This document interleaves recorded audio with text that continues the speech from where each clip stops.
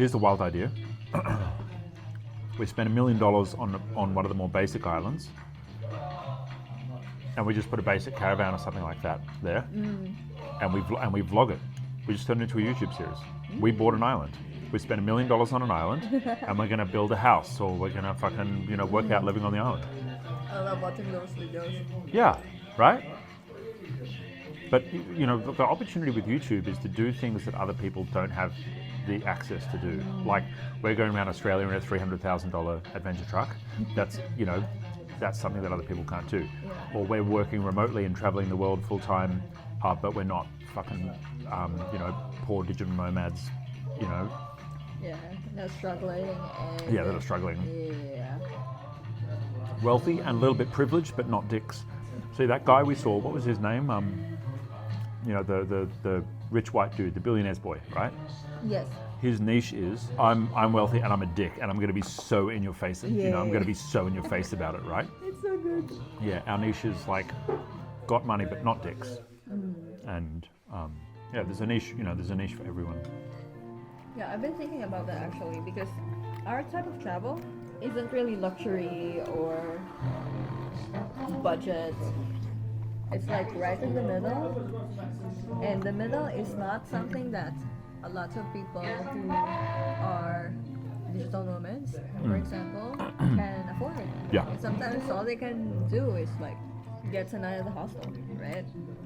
Yeah. Well, we've probably spent $10,000 in the last month. And not many digital nomads would be earning more than $100,000 a year and be able to spend that. Like digital nomads can't do 8 European countries and car tours and nice places in 6 weeks. Yeah. They're not going to be moving around so much. And they're going to be like, oh, I found an Airbnb and it's only US $50 a night. Yay for me! Like and we're like, hey, this is a place with a view, and we're going to do a fucking racing school. We're going to drop a couple of grand to do racing school in Portugal.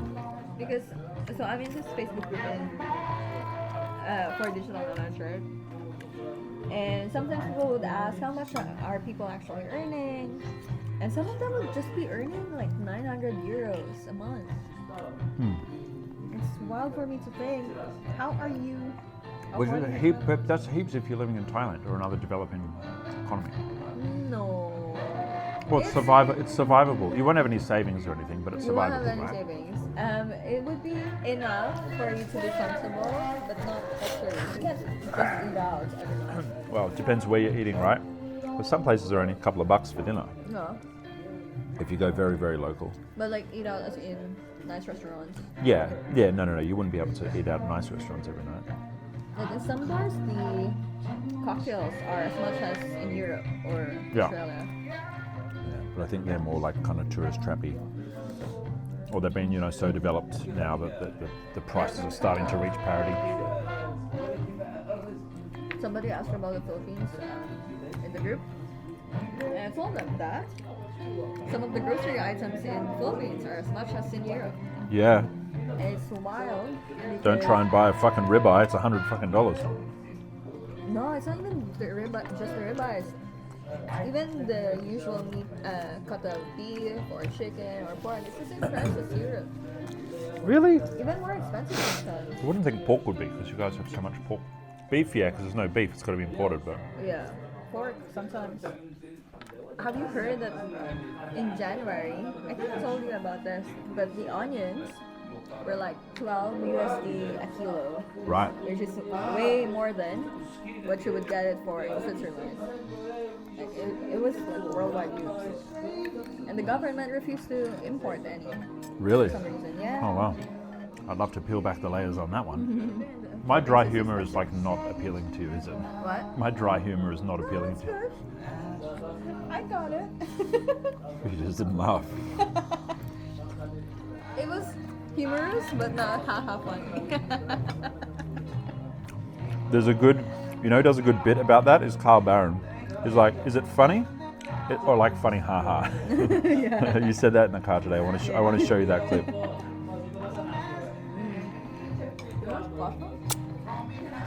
are you happy with your food? I'm pretty damn happy with this. I'll try a bit, but this is pretty amazing. That's what the mainstream media does, right? Death, death, death, death. Here's a puppy. It's so bad. It's so bad. It's so blatantly obvious too. Well, they can't just report all deaths. Yeah. Fortunately, it's not about news, it's about viewership. But see, the thing is that the humans who are watching it don't have the right to complain because they're giving it attention. And if they don't want to see it, they can just change the channel. Exactly. It's like the reels. You just need to put out the content. Yep. Yeah. And people are going to watch it or not. Yep. Either way, there's an audience for everything. Yep. And if you want unbiased journalism, you can go to The Guardian. They're global. Most developed countries, you can go to a state-sponsored television station and it's going to be fairly unbiased. But in developing, if like in Australia, so in America there's NPR. What's it called? NPR. I don't know. National Public Radio. I don't know if that's broadcast television, but I know it's definitely radio. And then there's the ABC, Australian Broadcasting Corporation. That's government funded. And look, it's a little bit left leaning, but it's in general it's fairly politically agnostic, non-partisan. And it's state funded. Yep. Whoa. Yep. But like, in other countries, state funded means you stick to the government agenda. They're praising that government's Yeah. feet. It's like Yeah. worship. I can't believe they And killed. the president will sometimes be there doing the show himself. What was that network that killed in the last year? Couldn't believe they did that. ABS-CBN. Yeah, couldn't believe they did that. Because That was. somebody didn't like that channel. It's really scary. It's really scary when governments do that. Yeah, because it's like it's a bullshit democracy, right? Yeah. Faux democracy. That's pretty much what's been happening for the last, 10 years. They're, that game Changing Seats? Both the people in power are all in the same group and they're just changing seats, Yeah. I enjoy us being self-aware about the things that we're like being hypocritical about. Like what? What do you think about when you say that? I'm thinking about our last night in that other place, and somebody commented inspiring under post. They were like, ding, ding, ding, ding, yeah, winner.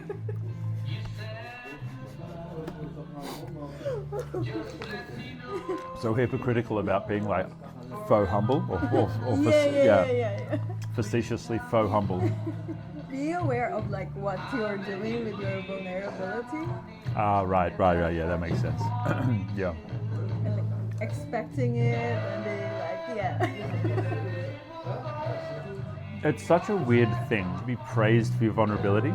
I can see that it would be like such a slippery slope not to start unloading your trauma and unloading like the really juicy, edgy parts of yourself in order to get more and more out of it. It's like women and their bikini photos.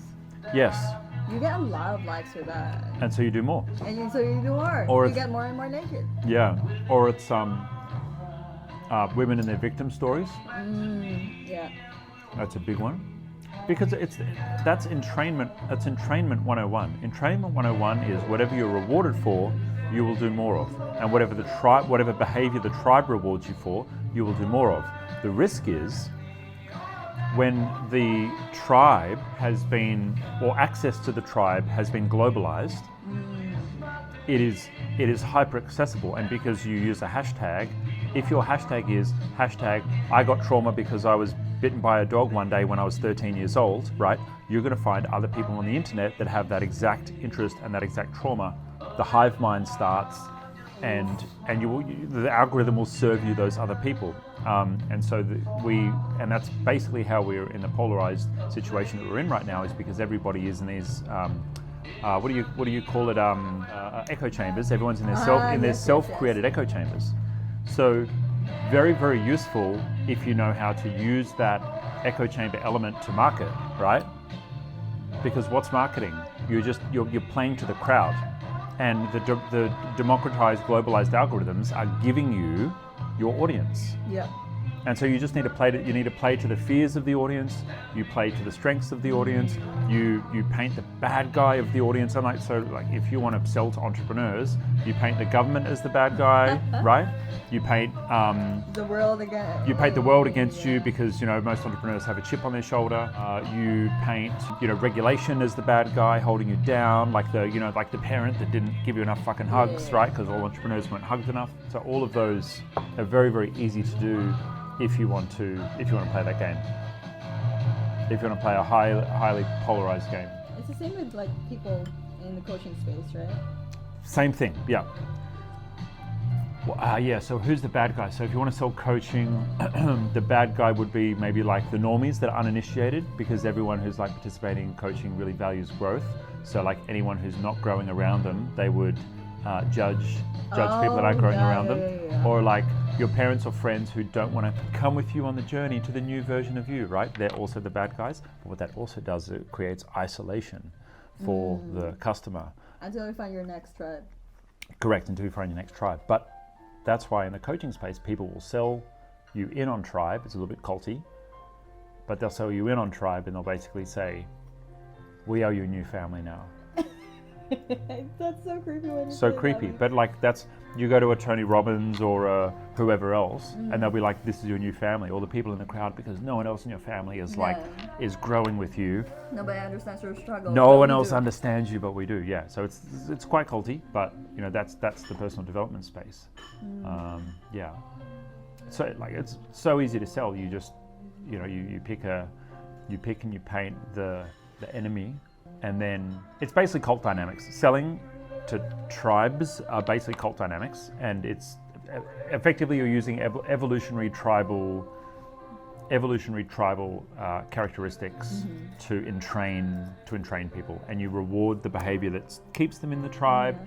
You punish the behavior that you don't want in the tribe. And I come back to this so many times. Same as companies.